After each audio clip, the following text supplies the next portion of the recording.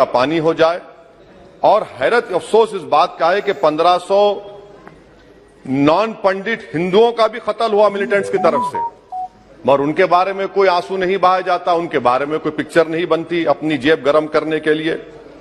Sir, दूसरी बात यह है कि जो बात यहां पर सरकार की तरफ से कही गई कि जो डिलिमिटेशन हुआ assembly. Honourable member Shri Asaduddin Owaisi. Speaker sir, आपका बेहद शुक्रिया कि आपने मुझे आज बोलने का मौका दिया। सर, मैं अपनी बात का आगाज करने से पहले एक शेर पढ़ना चाहूंगा जिससे जम्मू कश्मीर की आवाम के उनके जज्बात और उनकी तकालीफ की अक्कासी इस ऐवान में हो सकेगी। शायर ने कहा कि आज वो कश्मीर है महकूम मजबूर और फकीर, कल जिसे अहले नजर कहते थे ईरान सगीर, सिनाए अफलाक से उठी है आहसोजनाक, मर्द हक होता है जब मरूब व सुल्तान व अमीर, कह रहा है दास्तान बयादारी आयाम की, कोह के दामन में वो गम खाने दे खाने पीर। और किसी और जगह पर एक शायर ने अच्छा कहा कि घात में सयाद पहलू में है खटकता तीर का, एक पहलू ये भी है कश्मीर की तस्वीर का।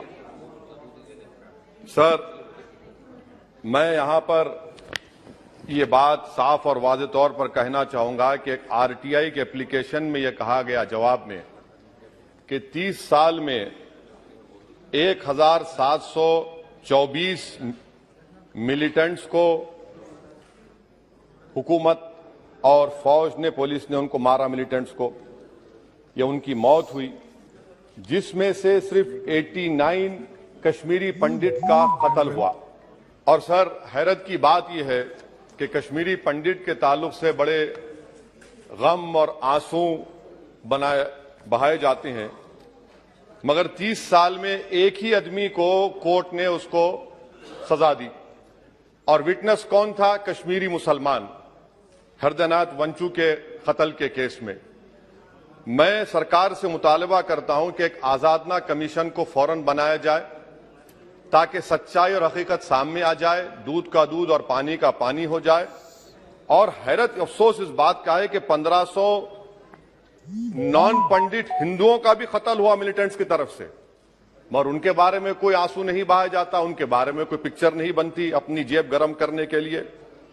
सर, दूसरी बात यह है कि जो बात यहां पर सरकार की तरफ से कही गई कि जो डिलिमिटेशन हुआ असेंबली और पार्लिमानी हलकों की, जो हदबंदी की गई, वो बड़ा ही साफ सुथरे तरीके से किया गया।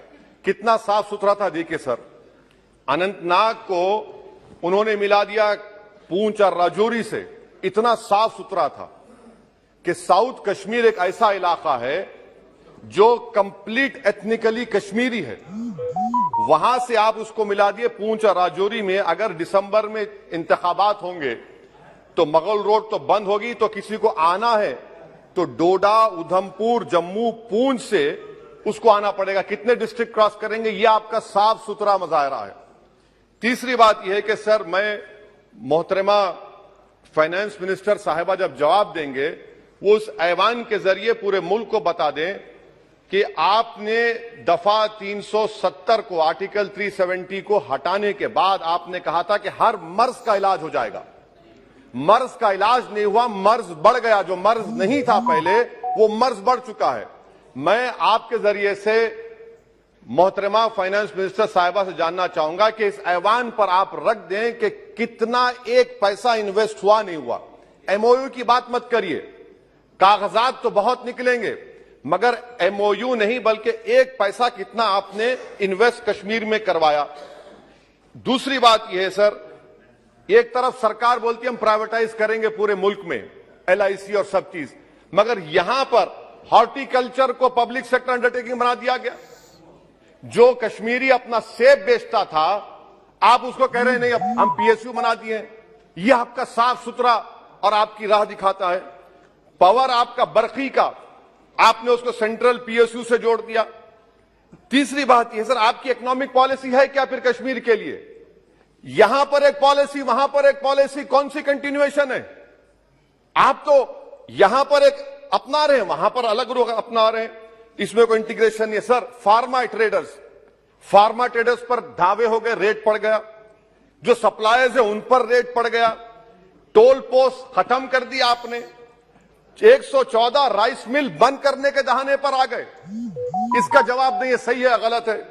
अच्छा सर, फिर आप देखिए कि एक और बात मैं आपके गोशे गुजार करना चाह रहा हूं कि इकोनॉमिक डिपेंडेंस आप इतना कर दे रहे कश्मीरियों के ऊपर, यानी आप कल ये बताएंगे, मैं खत्म कर रहा हूं सर, कल आप ये बताएंगे कि नहीं हमने तो इतना पैसा दिया था। सर, कि आप ये इकोनॉमिक पॉलिसी क्या है आपकी? और अनएम्प्लॉयमेंट कितना है सर कश्मीर में आज? अनएम्प्लॉयमेंट सर आज कश्मीर में 7.2% है। ऑल इंडिया पूरे भारत में ज्यादा अनएम्प्लॉयमेंट है, तो 370 निकाल के आपने क्या किया सर? अनएम्प्लॉयमेंट वहां और बढ़ गया। अच्छा सर, ये और एक बात आपसे कर रहा हूं, JKIDC सर, ये JKIDC ऐसा आपने एक शैतान को बना दिया आपने, वहां पर एक शैतान को क्रिएट कर दिया आपने JKIDC को, और जमीन किसी की भी ली जा सकती है, पुलिस साथ रहेगी और उसके फैसले को कोर्ट में चैलेंज नहीं किया जाएगा। ये जमहूरियत है ना, जमहूरियत में गलत फैसलों को कोर्ट में चैलेंज करेंगे, माने जमीन किसकी भी ले लेंगे, पुलिस का ऑफिसर साथ देंगे।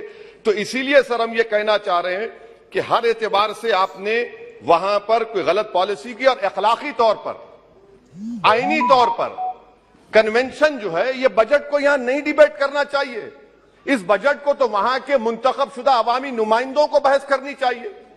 यहां पार्लियामेंट में बैठकर हम एक जम्मू का, कश्मीर का कैसे बजट पास करेंगे? तो गैर अखलाकी बात है, कन्वेंशन के खिलाफ है, और इसको बताता है कि आपका मंशा और मकसद क्या है, कि आप यहां पर कठपुतली की तरह कंट्रोल करना चाह रहे हैं। और क्या कश्मीर में मिलिटेंट्स एक्टिविटी नहीं, लोग नहीं मर रहे वहां पर, सिविलियन कैजुअलिटीज नहीं हो रही, बराबर हो रही है वहां पर। तो इसीलिए सर हम आपसे अपील कर रहे कि आप इन हालात को, खत्म कर रहा हूं सर, इन हालात को देखिए। और कश्मीर की जामा मस्जिद को क्यों नहीं खोलते सर? आप खोलिए ना जामा मस्जिद को, आने दीजिए। आपने जर्नलिस्ट फहाद शाह को पकड़ लिया, क्यों पकड़ा आपने? एक नहीं दो UAPA केसेस लगा दिए।